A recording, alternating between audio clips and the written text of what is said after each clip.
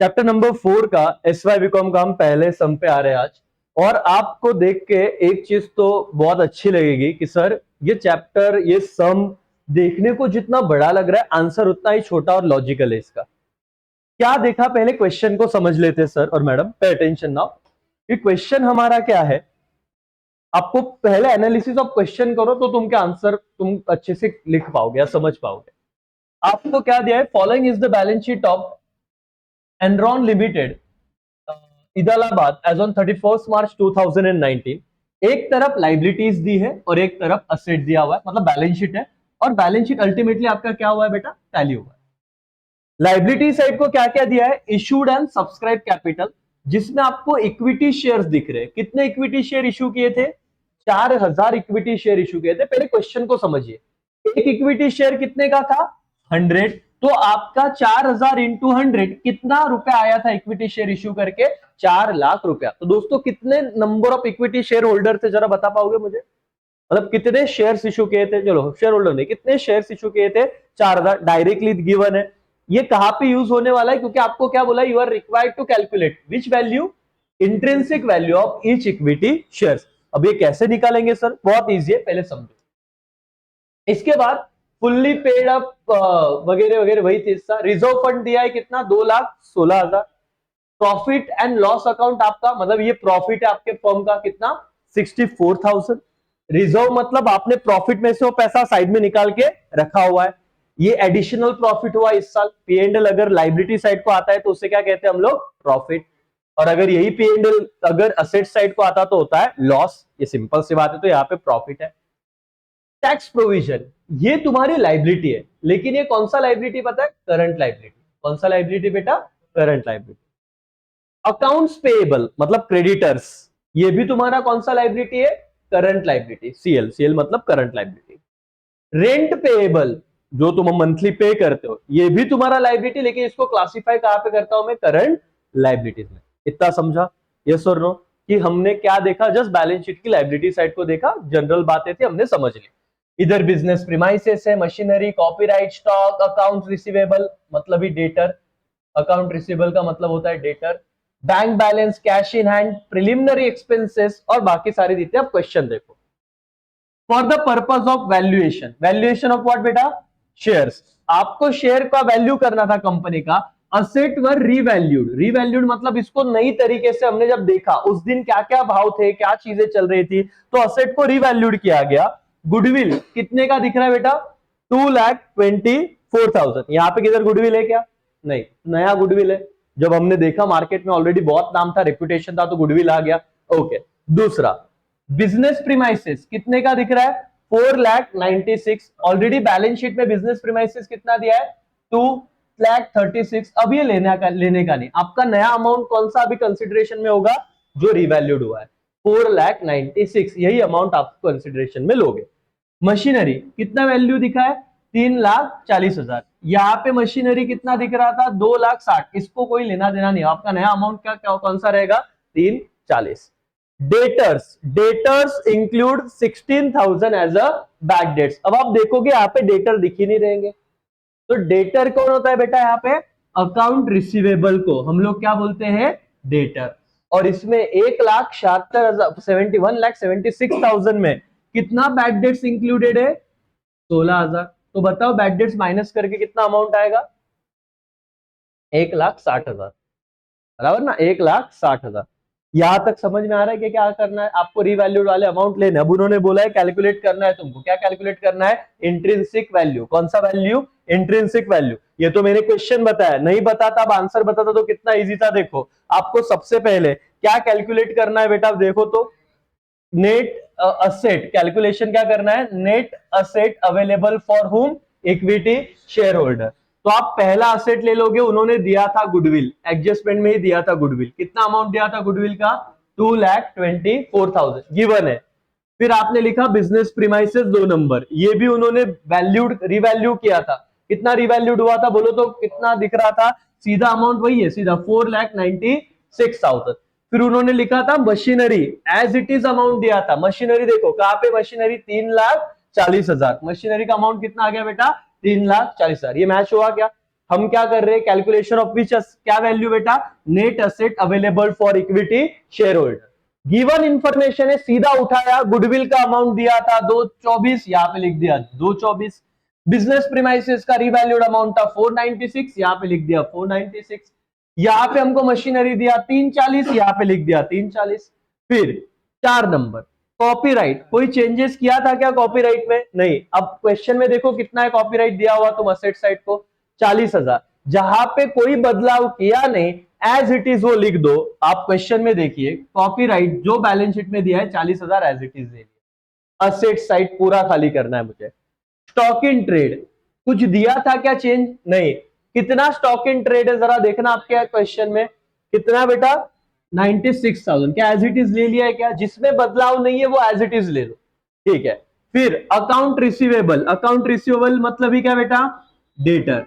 Debtor कितने थे तुम्हारे 1,76,000, उसमें क्या एडेड था, बैड डेट्स। तो बैड डेट्स तुम क्या कर दोगे, 16,000 का माइनस, तो 176 में से 16 गए, कितना आ जाएगा 160। यहां तक समझ में आ रहा है क्या?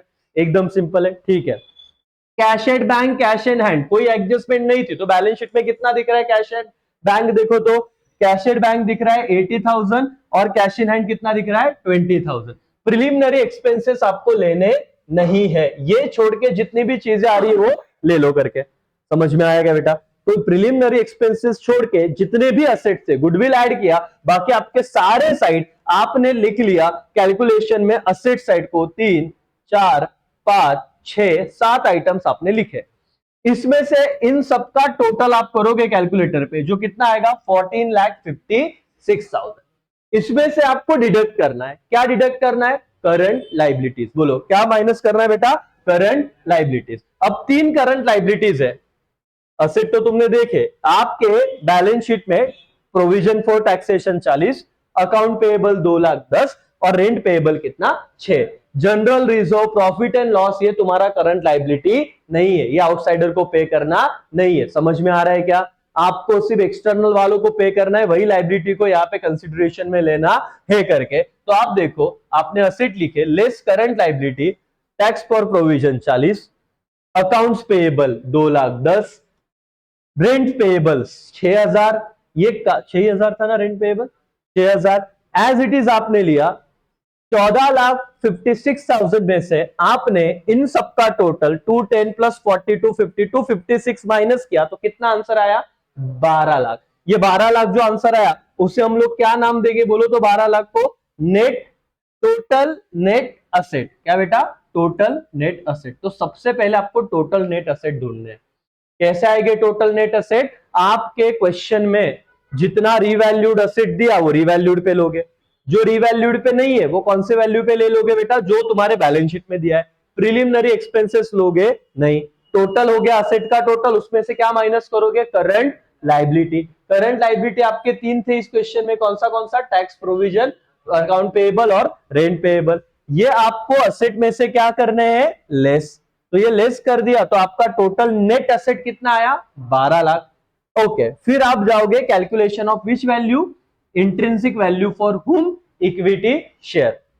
अब देखो बेटा एकदम सिंपल है, फॉर्मूला देखो, total net asset available for हुम, इक्विटी शेयर होल्डर। कितने नेट असेट अवेलेबल थे 12 lakh, divided by number of equity share. Question में दिया था क्या नंबर ऑफ इक्विटी शेयर? ऐसे तो किधर मिलेगा नहीं, लेकिन आप ध्यान से देखो इधर किधर नहीं दिया, लेकिन आपको ये अंदर पढ़ोगे तो था 4,000 इक्विटी शेयर ऑफ 100 इच, तो total number of equity share कितने हो गए 4,000। तो आप क्या करोगे, फॉर्मूला में आपको वैल्यू मिल गया 12 लाख, डिवाइड कर दिया उसको किससे बेटा, 12 लाख को डिवाइड कर दिया 4, इधर गया ऊपर चला गया, 12 लाख को डिवाइड कर दिया किससे, 4,000 से, तो आपका इंट्रिंसिक वैल्यू 300, सम खत्म, मार्क्स मिल गए। क्या बात सर, इतना ही था? हाँ, देखने को मत अवगढ़ लगेगा, लेकिन इतना ही था।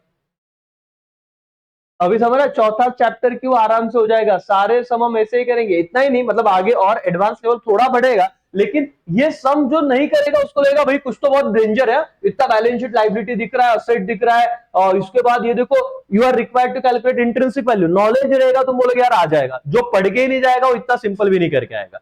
हाँ, क्या ध्यान देना है इसमें, प्रिलिमिनरी एक्सपेंसेस काउंट करने नहीं है। अदर देन दिस जो रिवैल्यूड हुआ वो कौन से वैल्यू पे लोगे, रिवैल्यूड पे। यहाँ पे डायरेक्ट अमाउंट दिया है, किसी किसी केस में वो बोलेंगे बाय 10,000 बढ़ा, 10,000 मतलब ओल्ड प्लस 10,000 ऐड करके आप वैल्यू लिख दोगे। तो समझा क्या क्या है, पहला पॉइंट क्या है, calculation of net assets available for equity share, उसमें से आप टोटल असेट लिख के उसमें से कौन सा लाइबिलिटी माइनस करोगे, करंट लाइबिलिटी, तो आपको ये आ जाएगा 12 लाख का अमाउंट। फिर दूसरा calculation of which value, intrinsic, क्या फॉर्मूला बेटा, total net asset available for equity share divided by number of equity share, 12 lakh divided bye 4,000 equity share, तो कितना आया 300। लिख लो चलो आंसर फटाफट फटाफट से, आपने क्वेश्चन लिखा ही हुआ है। फिर हम दूसरे सम पे जाएंगे, आज वही कर लेंगे।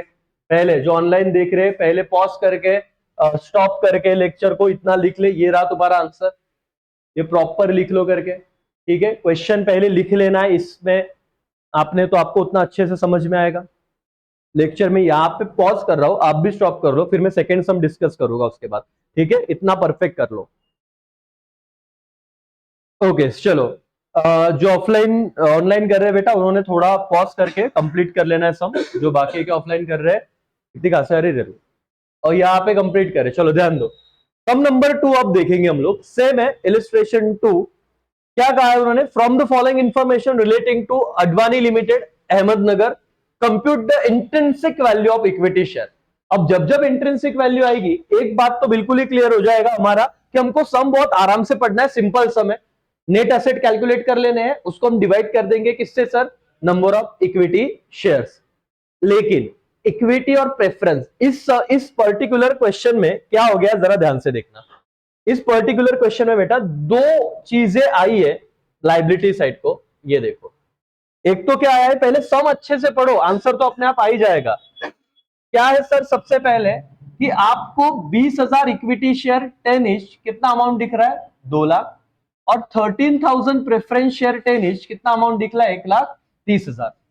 इन दोनों को पैसा देना है, तो जो भी पैसा बचता है पहले हम किसको पेड करते हैं, प्रेफरेंस वालों को, और उसके बाद जो बचेगा वो किस में बटेगा, इक्विटी वालों को। ये सिर्फ इतना पॉइंट याद रखना, बहुत काम में आएगा।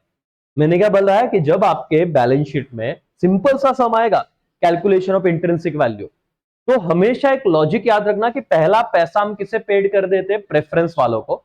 निकालेंगे हम नेट असेट, वैसे ही पहले असेट लिख देंगे, माइनस क्या करेंगे, करंट लाइबिलिटी। नेट असेट जो भी आएगा अमाउंट, उसमें से कौन सा अमाउंट माइनस कर देंगे हम, 1,30,000, और उसके बाद जो बचेगा वो किसके लिए बचेगा, इक्विटी वालों के लिए। फिर डिवाइड कर देना। मतलब सर समझाओ अच्छे से हमें, चलो पहले सम देख लो।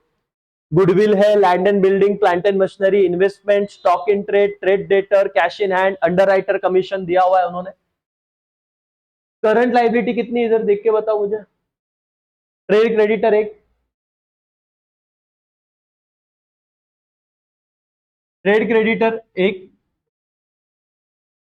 बिल्स पेएबल 2, और टैक्सेशन 3। ये अपनी करंट लाइबिलिटी नहीं है, याद रखना करके। इतना डन। आपको for the purpose of valuation equity share company various assets were revalued under book debt realise 100%। Book debt मतलब डेटर, कितने थे आपके डेटर यहाँ पे, ट्रेड डेटर 36,000, क्या वो 100% मिल गए क्या, यस। तो उसका वैल्यू उतना ही रहेगा, कम ज्यादा बैड डेट्स वगैरह नहीं है, तो कोई माइनस करने की जरूरत नहीं। Stock in trade at profit 15,000, stock in trade कितना है बेटा यहाँ पे 65, तो इसमें 15 ऐड कर देंगे कि लेस करेंगे, प्रॉफिट आपका कहना है ऐड कर देंगे। इन्वेस्टमेंट कितना वैल्यू है 60, बैलेंस शीट पे कितना दिया था 55, कौन सी वैल्यू लेंगे 55 के 60। गुडविल कितना दिया है 50,000, इधर कितना दिया है 35, कौन सा वैल्यू लेंगे, दोनों का ऐड करेंगे या सिर्फ 50 लेंगे, 50। लैंड एंड बिल्डिंग कितना है 1,10,000, यहाँ पे लैंड एंड बिल्डिंग कितना दिया है 95, तो कौन सा वैल्यू लेंगे, सिर्फ 1,10,000। प्लांट एंड मशीनरी कितना दिया हुआ, प्लांट एंड मशीनरी 1,35, यहाँ पे कितना दिया हुआ 1,40, तो कौन सा वैल्यू लेंगे 1,40।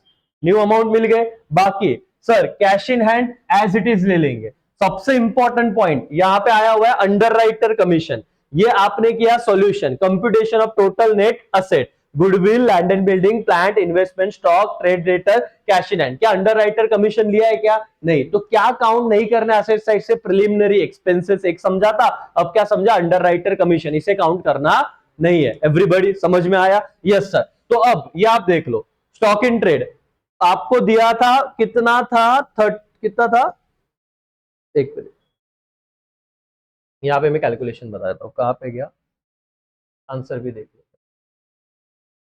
स्टॉक इन ट्रेड कितना दिया था, 65। उन्होंने कहा stock in trade realise at a profit कितना, 15,000। 1 2 3 4 5, 1 2 3 4 बराबर। तो यहाँ पे स्टॉक इन ट्रेड का वैल्यू कितना हो गया, 65 प्लस 15 कितना होता है बेटा, 80,000। देखो तो कहां पे गया, आंसर पे आते हैं थोड़ा, ये रहा मेरा आंसर। अभी मैं क्या बताऊं, गुडविल तो देखना आप, गुडविल का क्या वैल्यू था बताओ तो, 50,000। क्या 50 आ गया क्या, यस। लैंड एंड बिल्डिंग का क्या वैल्यू था, land and building 110, 110। Plant and machinery कितना था सर, 140, 140। इन्वेस्टमेंट कितना दिया था, 60, 60। स्टॉक इन ट्रेड 65 दिख रहा था, प्लस हमने क्या किया, 15,000 प्रॉफिट, तो 65 प्लस 15 कितना होता है, 80,000। ट्रेड डेटर 100% रिकवर हुआ, मतलब बैड डेट्स आया नहीं, बुक डेट 100%, तो 36 के कितने आ गए, 36। Cash in hand as it is ले लेंगे कितना, 24,000। तो तुम्हारे पास असेट कितना हो गया टोटल, 5 लाख। कितना बेटा, 5 लाख। इसमें से क्या माइनस कर देंगे, current liability, trade creditor, bills payable, taxation, सब में एज इट इज अमाउंट है, ले लो। इन सबका टोटल कितना हो गया, 70,000। 5 लाख में से 70,000 गया, नेट असेट कितना है, टोटल नेट असेट 4,30,000। पहले नेट असेट समझा क्या आपको, यस।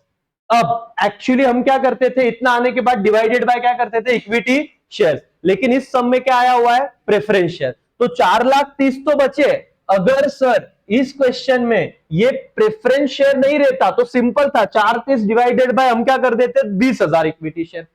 लेकिन इसमें प्रेफरेंस है तो हम क्या करेंगे, ध्यान दो, इसमें हम लोग क्या करेंगे, टोटल नेट असेट कितना अवेलेबल था, 4,30,000 माइनस प्रेफरेंस शेयर कैपिटल वालों को 31 दे दो, तो कितना बचेगा इक्विटी वालों के लिए, fund available to equity share holder 3 lakh.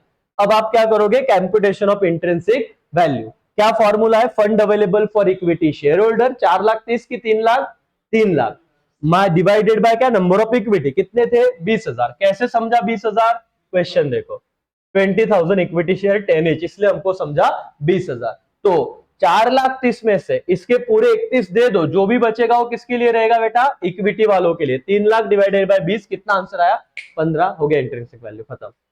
Solve करते आएगा, चलो फटाफट सॉल्व करो ये वाला सा आंसर। यहाँ पे तुम्हारा क्वेश्चन है, कुछ नहीं, अब बिना आंसर देखे करो, वहां पे देखना नहीं है। पहले कंप्यूटेशन ऑफ क्या, नेट एसेट। नेट एसेट में आप क्या लिखोगे, यहाँ पे पढ़ के करो, अब आंसर कॉपी करो मत।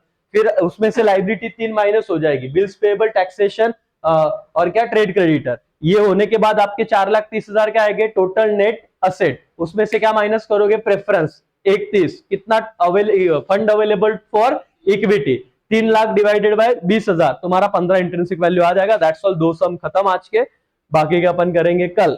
लेकिन फिर चौथा चैप्टर इजी, इजी मतलब ऐसे ही देखो, ये वाला नया सम है अभी, उसके ना टाइप चेंज हो गए, अब इसमें आपको थोड़ा और बढ़ा दिया हुआ है सब, ठीक है। Intrinsic value of each equity, ये काउंट करना चालू करो, डिफिकल्ट बिल्कुल नहीं है, सब सॉल्व करोगे। चौथा सम चैप्टर डन, दूसरा डन, पहला डन, फिर तीसरे पे मेहनत करेंगे, और फिर टेंशन मतलब आपका पेपर आउट ऑफ ही जाएगा और आ जाएगा आपको। चलो इसको सॉल्व करो फटाफट से। सेकेंड सम ऑनलाइन वालों क्विकली आपको कंप्लीट करना है, जो आज आया नहीं ऑफलाइन उसे भी देख के कंप्लीट करना ही है। चलो फटाफट से सॉल्व करना चालू करो, और यहाँ पे हम रुकते हैं, बाकी कल करेंगे। Thank you. तीसरा सम ट्राई करो एक बार, आ रहा है कि नहीं आप